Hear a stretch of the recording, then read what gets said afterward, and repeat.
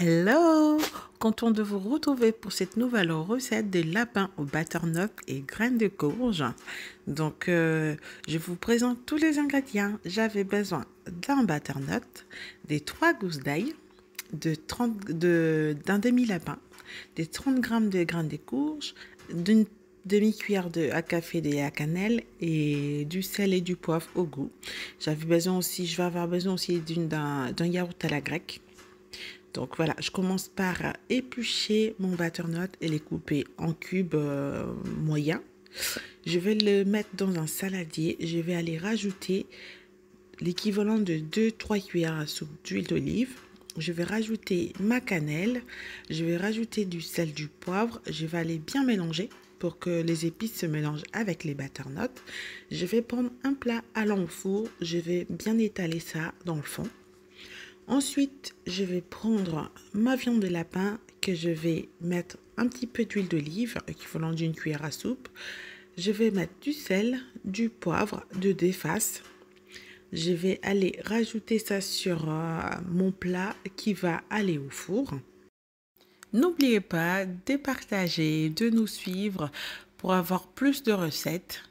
Et je remercie déjà ceux-là qui nous soutiennent déjà. Donc, merci de partout où vous vous trouvez. Merci pour vos partages et merci en tout cas. Donc voilà, je rajoute ma viande sur mes butternuts comme je disais tantôt. Je vais mettre l'ail en chemise. C'est juste l'ail qui n'est pas épluché.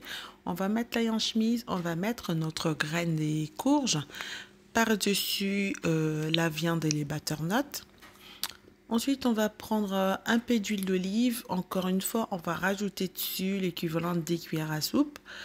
Et puis, on va aller enfourner ça à 180 degrés pendant 30 minutes jusqu'à ce qu'il soit bien cuit. Quand on va piquer le couteau, ça va être bien cuit.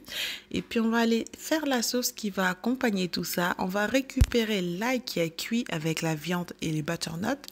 On va aller éplucher et puis écraser dans un petit bol à l'aide d'une fourchette. On va aller écraser.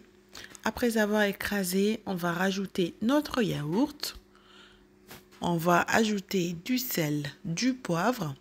J'ai rajouté un petit peu de persil juste pour le goût, donc vous pouvez ou ne pas rajouter.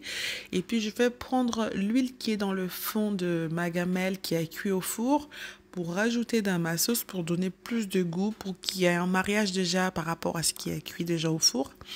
Donc je vais aller bien mélanger tout ça et puis tadam! C'est prêt, en tout cas, je me suis régalée, c'était très bon. Donc je vous laisse essayer et puis voilà, moi quant à moi, je vous dis à la prochaine. Bye bye!